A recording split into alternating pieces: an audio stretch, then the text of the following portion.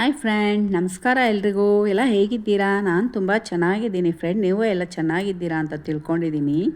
ಬನ್ನಿ ಫ್ರೆಂಡ್, ಇವತ್ತು ಸಂಜೆ ಟೀ ಟೈಮ್ ಸ್ನ್ಯಾಕ್ಸು ನಾನು ಮಸಾಲೆ ವಡೆ ಮಾಡೋಣ ಅಂತ ಒಂದು 3 ಗಂಟೆಗಳ ಕಾಲ ನಾನು ಕಡಲೆಬೇಳೆ ನೆನೆಸಿಟ್ಟಿದ್ದೆ.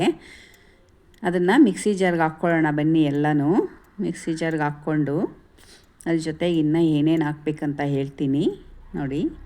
ಚೆನ್ನಾಗಿ ನೀರೆಲ್ಲ ಸೋರಿಸಿ ಹಾಕ್ಕೊಂಬಿಡಿ. ನೀರಿದ್ದರೆ ತುಂಬ ತೆಳ್ಳಗಾದರೆ ಚೆನ್ನಾಗಿರಲ್ಲ ವಡೆ. ಸ್ವಲ್ಪ ಗಟ್ಟಿಯಾಗಿ ರುಬ್ಕೋಬೇಕು, ತರಿಯಾಗಿ. ಹಾಗಾಗಿ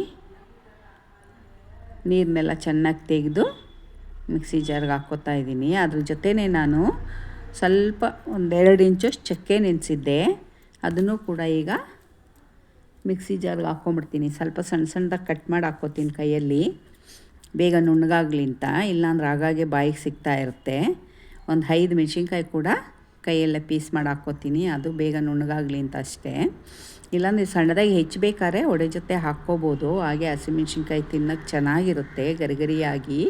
ವಡೆನಲ್ಲಿ ಚೆನ್ನಾಗಿ ಫ್ರೈ ಆಗಿಬಿಟ್ಟಿರುತ್ತಲ್ಲ, ಚೆನ್ನಾಗಿರುತ್ತೆ. ಬೇಕಂದ್ರೆ ಹಾಕ್ಕೋಬೋದು. ಒಂದು ಅರ್ಧ ಗಡ್ಡೆ ಬೆಳ್ಳುಳ್ಳಿ, ಹಾಗೆ 1 ಇಂಚಷ್ಟು ಶುಂಠಿ, ಒಂದು ಇಂಚಷ್ಟು ಶುಂಠಿ ಸಣ್ಣದಾಗಿ ಕಟ್ ಮಾಡಿ ಅದನ್ನು ಹಾಕ್ಕೊಂಡಿದ್ದೀನಿ. ಈಗ ಇದನ್ನು ರುಬ್ಕೊಂಬರೋಣ ಬನ್ನಿ. ನಾನು ಕೊತ್ತಂಬರಿ ಸೊಪ್ಪು ನೆನೆಸಿಟ್ಟಿದ್ದೀನಿ, ಈರುಳ್ಳಿ, ಹಾಗೆ 1 ಗಡ್ಡೆ ದಪ್ಪು ಗಡ್ಡೆ ಈರುಳ್ಳಿ, ಸ್ವಲ್ಪ ಕರ್ಬೇವಿನ ಸೊಪ್ಪು ಇಟ್ಕೊಂಡಿದ್ದೀನಿ. ಬನ್ನಿ ಇವಾಗ ನಾವು ರುಬ್ಕೊಂಬಂದ್ಬಿಡೋಣ. ಕಡಲೆಬೇಳೆ ನೋಡಿ ಈ ರೀತಿ ತರಿಯಾಗಿ ರುಬ್ಬಿ ಚೆನ್ನಾಗಿ ಬರುತ್ತೆ. ನೈಸಾಗಿ ರುಬ್ಬಿದ್ರೆ ವಡೆ ಚೆನ್ನಾಗಿರಲ್ಲ, ಅಷ್ಟು ರುಚಿ ಇರಲ್ಲ. ತರಿಯಾಗಿ ರುಬ್ಬಿದ್ರೆ ರುಚಿ ಚೆನ್ನಾಗಿರುತ್ತೆ. ಬನ್ನಿ ಈಗ ಅದನ್ನೆಲ್ಲ ಒಂದು ಪಾತ್ರೆಗೆ ಶಿಫ್ಟ್ ಮಾಡ್ಕೊಂಬಿಡೋಣ.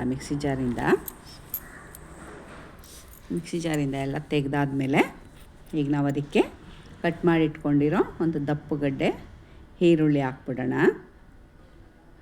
ದೊಡ್ಡ ಗಡ್ಡೆ ಈರುಳ್ಳಿ ನೀವು ಬೇಕಾದ್ರೆ ಸ್ಕಿಪ್ ಮಾಡ್ಕೋಬೋದು. ಹಾಗೆ ಕೂಡ ಸಬ್ಬಕ್ಕಿ, ಕೊತ್ತಂಬರಿ, ಕರಿಬೇವು ಹಾಕಿ ಮಾಡ್ಕೋಬೋದು, ತುಂಬ ಚೆನ್ನಾಗಿರುತ್ತೆ ನೋಡಿ. ನಾನು ಕರಿಬೇವು ಸ್ವಲ್ಪ ಹಾಕ್ತಾಯಿದ್ದೀನಿ. ಕರಿಬೇವು ಜಾಸ್ತಿ ಇರಲಿಲ್ಲ, ಸ್ವಲ್ಪನೇ ಹಾಕಿದ್ದೀನಿ. ನಿಮ್ಮ ಹತ್ರ ಇದ್ದರೆ ಇನ್ನೊಂದು ಸ್ವಲ್ಪ ಹಾಕ್ಕೊಳ್ಳಿ. ಹಾಗೆ 1 ಹಿಡಿಯೋಷ್ಟು ಕೊತ್ತಂಬರಿ ಹಾಕ್ತಾಯಿದ್ದೀನಿ. ನನ್ನ ಹತ್ರ ಸಬ್ಬಕ್ಕಿ ಕೂಡ ಇರಲಿಲ್ಲ, ಸಬ್ಬಕ್ಕಿ ಖಾಲಿಯಾಗಿತ್ತು. ಮನೆಯಲ್ಲಿ ಏನಿತ್ತೋ ಅದರಲ್ಲೇ ಮಾಡಿದ್ದೀನಿ. ರುಚಿಯಾಗಂತೂ ಇತ್ತು. ಮನೇಲಿ ಏನಿತ್ತೋ ಅದರಲ್ಲೇ ಮಾಡಿದ್ದೆ. ಸಬ್ಬಕ್ಕಿ ಸೊಪ್ಪು, ಇನ್ನೂ ಸ್ವಲ್ಪ ಕರ್ಬೇವಿನ ಸೊಪ್ಪು ಎಲ್ಲ ಹಾಕಿದ್ರೆ ಇನ್ನೂ ರುಚಿ ಚೆನ್ನಾಗಿರುತ್ತೆ ನೋಡಿ. ನಾನು ಇವಾಗ ರುಚಿಗೆ ಎಷ್ಟು ಬೇಕೋ ಅಷ್ಟು ಉಪ್ಪು ಹಾಕ್ಕೊಂಡು ಚೆನ್ನಾಗಿ ಕಲಸ್ಕೊತಾ ಇದ್ದೀನಿ. ನೀರೆಲ್ಲ ಏನು ಹಾಕೋದು ಬೇಡ, ತುಂಬ ತೆಳ್ಳಗೆ ಮಾಡ್ಕೋಬೇಡಿ. ವಡೆ ಹಿಟ್ಟು ಹದ ಇರಲಿ ಚೆನ್ನಾಗಿ ನೋಡಿ. ಇವಾಗೆಲ್ಲ ಕಲಸಿದ್ದಾಗಿದೆ. ಎಣ್ಣೆ ಕಾಯಕ್ಕೆ ಇಟ್ಟಿದ್ದೀನಿ ಆಲ್ರೆಡಿ. ಎಣ್ಣೆ ಕಾಯ್ತಾ ಇದೆ. ಬನ್ನಿ ಇವಾಗ ಎಣ್ಣೆ ಕಾಯ್ದಿದೆಯಾ ಅಂತ ಸ್ವಲ್ಪ ಹಿಟ್ಟು ಹಾಕಿ ನೋಡೋಣ.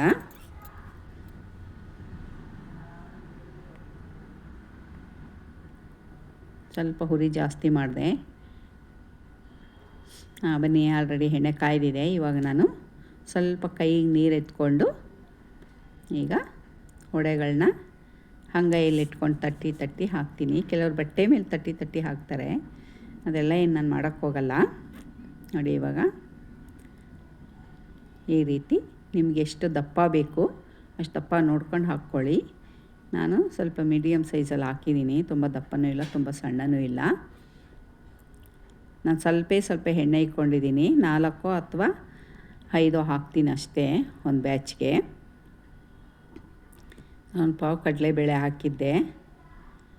ಒಂದು ಪಾವ್ಗೆ ಒಂದು 15ರಿಂದ 20 ಆಗುತ್ತೆ ವಡೆ.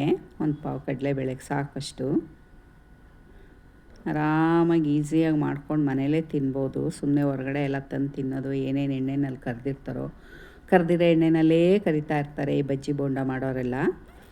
ಹಾಗಾಗಿ ಬೇಕಂದಾಗ ಏನು ಸಂಜೆ ಒಂದು 3 ಗಂಟೆಗೆ ನೆನೆಸಿಟ್ರೆ 6 ಗಂಟೆಗೆ ವಡೆ ಮಾಡ್ಕೋಬೋದು. ಕಾಫಿ ಟೈಮ್ಗೆ ಆರಾಮಾಗಿ ಏನಾದರೂ ಸ್ನ್ಯಾಕ್ಸ್ ತಿನ್ನಬೇಕು ಅನ್ನಿಸ್ದಾಗ ಮಾಡ್ಕೋಬೋದು ನೋಡಿ. ಬೆಂದಿದೆ ಇವಾಗಿದು. ಇದು ಸ್ವಲ್ಪ ಬೆಂದಿಲ್ಲ, ಇನ್ನೊಂದು ಸ್ವಲ್ಪ ಉಲ್ಟಾ ಮಾಡೋಣ.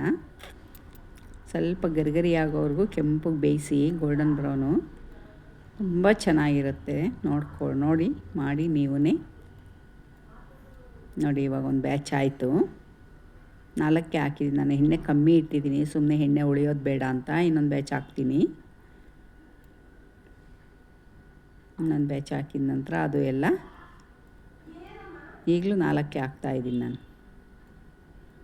ಸುಮ್ಮನೆ ಜಾಸ್ತಿ ಎಣ್ಣೆ ಇಟ್ಟು ಜಾಸ್ತಿ ಹಾಕಿ ಕರೆದು ಆ ಎಣ್ಣೆ ಎಲ್ಲ ವೇಸ್ಟ್ ಮಾಡೋ ಬದಲು ಸ್ವಲ್ಪ ಒಂದು ಸಣ್ಣ ಬಾಣಲಿ ಇಟ್ಟು ಒಂದು ನಾಲ್ಕು ಹಾಕ್ಕೊಂಡ್ರೆ ಸ್ವಲ್ಪ ಟೈಮ್ ಹಿಡಿಯುತ್ತೆ, ತೊಂದರೆ ಇಲ್ಲ, ನಿಧಾನಕ್ಕೆ ಮಾಡ್ಕೊಳ್ಳೋಣ, ಎಣ್ಣೆ ವೇಸ್ಟ್ ಆಗೋದು ಬೇಡ ಅಲ್ವಾ.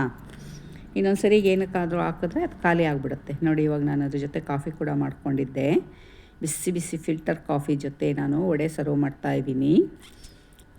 ಸಂಜೆ ಟೈಮ್ ಮಾಡಿರೋದ್ರಿಂದ, ಸಂಜೆ 6 ಗಂಟೆಗೆ ಮಾಡ್ಕೊಂಡಿರೋದ್ರಿಂದ ಕಾಫಿ ಜೊತೆ ಸರ್ವ್ ಮಾಡಿದ್ದೀನಿ.